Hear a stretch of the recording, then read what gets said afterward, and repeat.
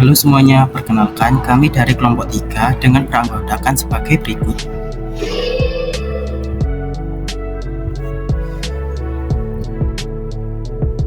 Di sini kami akan menjelaskan tentang teori analitik Raymond Cattell. Video penjelasan ini kami buat dengan tujuan untuk memenuhi syarat penilaian ujian akhir semester mata kuliah Psikologi Kepribadian dengan dosen pengampu Ibu Rezkia Roshida, SPSI, MPSI, Psikolog. Untuk pembahasan yang pertama dimulai dari latar belakang teori faktor analitik Raymond Cattell.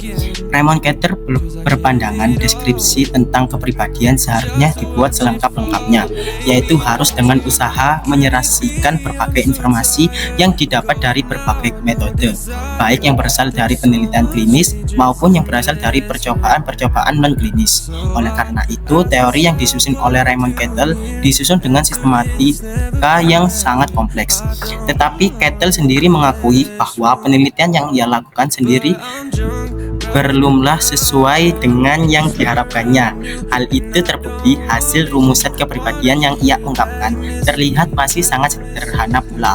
Cattell mendefinisikan kepribadian sebagai suatu ketetapan tentang segala sesuatu yang hendak dilakukan orang-orang pada berbagai situasi dan lingkungan. Buah teknik statistik yang berdasar pada korelasi antara variabel pengukuran untuk mengukur faktor umum. Cattell menyebut bahwa faktor umum ini sebagai trait, yaitu elemen kepribadian. Selanjutnya ada struktur trait. Yang pertama, kategori trait. Kategori trait ini dibagi menjadi 3 bagian. Yang pertama, kategori kepemilikan. Kategori kepemilikan dibagi lagi menjadi 2, yaitu trait umum dan trait khusus. 1. Trait umum. Trait umum adalah trait yang dimiliki oleh semua orang dalam tingkatan-tingkatan tertentu. Misalnya, intelijensi, introversi, dan suka berteman. Kedua, trait khusus adalah trait yang dimiliki oleh satu orang saja. Bisa juga dimiliki oleh beberapa orang dengan kombinasi antar trait yang berbeda. Sifat unik ini terutama berhubungan dengan interest dan attitude. Kedua, kategori kedalaman. Kategori kedalaman dibagi menjadi 2, yaitu trait permukaan dan trait sumber. Yang pertama, trait permukaan adalah sifat yang tampak yang menjadi tema umum dari beberapa tingkah laku. Contohnya, remaja yang menyenangkan orang lain mungkin dapat dikatakan memiliki trait permukaan yang periang. Kedua, trait sumber adalah elemen-elemen dasar yang menjelaskan tingkah laku. Sifat ini tidak dapat disimpulkan langsung dari amatan tingkah laku dan hanya dapat diidentifikasi memakai analisis faktor. Trait sumber ini bisa bersifat konstitusional di bawah sejak lahir atau bersifat bentukan lingkungan.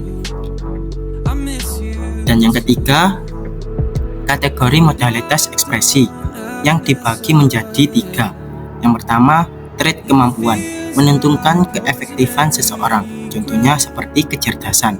Kedua, trait temperamen, gaya atau irama tingkah laku, contohnya ketenangan atau kegugupan, keberanian, santai, mudah terancam.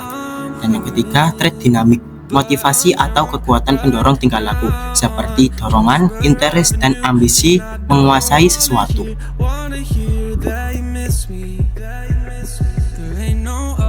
Nah, yang kedua yaitu faktor sumber. Menurut Cattell, meneliti trait sumber dengan mengumpulkan 4.000 sifat manusia yang kemudian dia ringkas dengan cara mengelompokkan sifat yang mirip dan menghilangkan istilah yang asing dan metaforik menjadi 200 sifat. 200 sifat itu dikelompokkan dan diperas menjadi 35 sifat, masing-masing diberi simbol huruf yang berbeda. 35 sifat itu terbagi menjadi 2 kelompok, 23 sifat populasi normal dan 12 sifat populasi berdimensi patologis. Berikutnya ditemukan 16 sifat primer yang satu dengan lainnya saling asing. 16 sifat primer sumber. Sifat primer ini dinamakan 16 faktor primer, kemudian dijadikan dasar untuk mengembangkan instrumen pengukuran kepribadian yang terkenal, yakni 16 Personality Factor Questionnaire, 16 PF Questionnaire Al-Wisol 2019. Rincian dari 16 faktor utama Raymond Cattell ialah seperti yang saya katakan sebelumnya, bahwa 16 sifat primer yang satu dengan lainnya saling asing. Dengan kata lain, jika terdapat skor rendah, maka bisa dikatakan memiliki simbol negatif. Begitupun sebaliknya, jika memiliki skor tinggi, maka simbol tersebut positif. Yang pertama yaitu faktor A, tidak ramah dan ramah. Yang kedua, faktor B, kurang cerdas dan lebih cerdas. Yang ketiga, faktor C, emosional dan stabil. Yang keempat, faktor E, rendah hati dan tegas. Yang kelima yaitu faktor F, tenang dan riang. Yang keenam yaitu faktor G, ceroboh dan cermat. Yang ketujuh yaitu faktor H, malu dan berani. Yang kedelapan yaitu faktor I, keras hati dan lembut hati. Yang kesembilan yaitu faktor L, mudah percaya dan curiga. Yang kesepuluh yaitu faktor M, praktis dan imajinatif. Yang kesebelas yaitu faktor N, jujur dan cerdik. Yang ke-12 yaitu faktor O, tenang dan khawatir. Selanjutnya yaitu ke-13 faktor Q1 yaitu kolot, senang hal baru. Dan yang ke-14 yaitu faktor Q2 yaitu terikat kelompok dan mandiri. Yang ke-15 yaitu faktor Q3 yaitu sembarangan dan teratur rapi. Yang ke-6 yaitu faktor Q4 yaitu santai dan tegang. Selanjutnya adalah dinamika trait. Jika di Freud mempunyai id, ego, dan superego, lain halnya dengan Kettle. Di Kettle dikatakannya sebagai urge, sentimen, dan sikap. Yang pertama ada dorongan pembawaan atau urge, yakni adanya tujuan yang ingin dicapai dari motivasi seseorang. Semua dorongan primer yang dibawa bersama kelahiran, yaitu seperti makan, seks, kemampuan bersosial, pengasuhan, keingintahuan, rasa takut, agresif, serakah, penegasan diri, dan kegemaran. Yang kedua ada sentimen. Dalam Alwiso, sentimen adalah organisasi struktur keseimbangan attitude yang memperoleh energi dari urge tetapi dibentuk oleh hasil belajar. Jadi sentimen ini adalah hasil dari terstrukturnya pola-pola dari energi yang diperoleh dari urge. Ketika urge itu merupakan satuan yang terpisah, sentimen ini terstruktur dari urge yang ada. Jadi intinya sentimen ini dibentuk pula dari hasil belajar pada lingkungan. Hubungan antara sentimen, attitude, dan urge digambarkan dalam lattice dinamik atau kisi-kisi dinamik dari Kettle yang bisa berupa yang pertama, beberapa sentimen dapat disubsidiasi dari satu urge. Sebaliknya, beberapa urge dapat tersubsidiasi ke satu sentimen. Yang kedua, beberapa attitude dapat disubsidiasi dari satu urge. Sebaliknya, beberapa urge dapat disubsidiasi dari satu attitude. Yang ketiga, sentimen yang satu mensubsidi sentimen yang lain, baik dalam bentuk subsidi tunggal maupun jamak.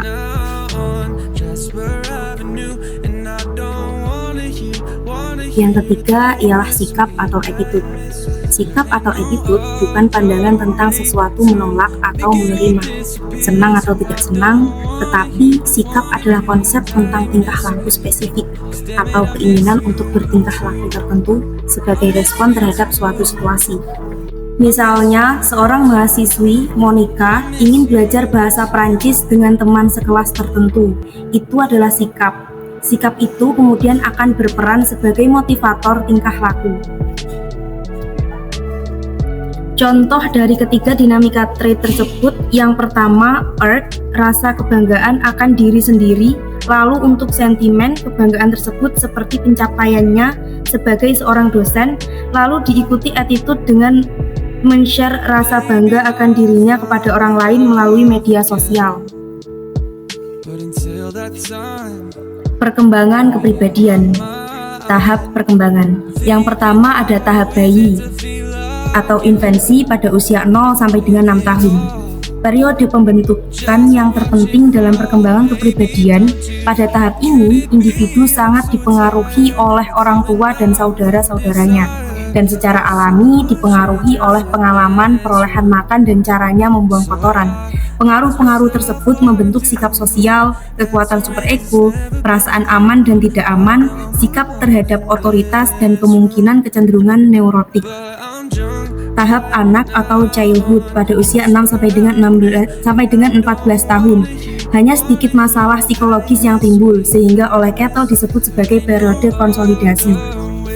Sesudah periode bayi yang kritis, ada awal kecenderungan menuju kemandirian dari orang tua dan meningkatnya identifikasi dengan sebayanya. Tetapi problemnya tidak besar kalau dibandingkan dengan periode sebelum dan sesudahnya.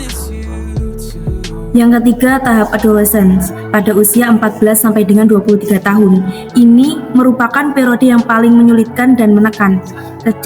Kejadian kelainan mental, neurosis, dan delinkuensi banyak muncul pada periode ini. Begitu pula konflik di sekitar dorongan kemandirian, keyakinan diri, dan seks. Yang keempat ialah tahap kemasakan atau maturity pada usia 23 sampai dengan 50 tahun. Secara umum, awal tahap ini ditandai dengan kesibukan, kebahagiaan, dan produktivitas. Pada umumnya, orang pada usia itu menyiapkan karir, perkawinan, dan keluarga. Kepribadian cenderung menjadi tidak mudah berubah, lebih menetap dan mantap kalau dibandingkan dengan masa-masa sebelumnya. Kettle juga menemukan hanya sedikit perubahan minat dan sikap pada tahap ini. Kemudian ada tahap usia pertengahan atau middle age pada usia 50 sampai 60 tahun atau 70 tahun. Ada perubahan penyesuaian dalam kepribadian sebagai respons terhadap perubahan fisik, sosial, dan psikologikal. Kesehatan dan kekuatan semakin redup pada tahap ini, begitu pula dengan daya tarik pribadi. Anak-anak mulai meninggalkan rumah dan mulai ada orang dekat yang meninggal. Biasanya terjadi uji ulang terhadap nilai yang menjadi pegangan hidup. Yang terakhir adalah tahap tua, atau senility pada usia 60 sampai 70 tahun sampai dengan meninggal. Pada tahap ini disebut dengan tahap final yang melibatkan penyesuaian sejumlah kehilangan kematian keluarga dan sahabat, pensiun, kehilangan status di masyarakat, mengikuti perasaan kesendirian dan tidak aman. Baik, sekian video penjelasan dari kami, semoga dapat bermanfaat. Terima kasih. Wassalamualaikum warahmatullahi wabarakatuh.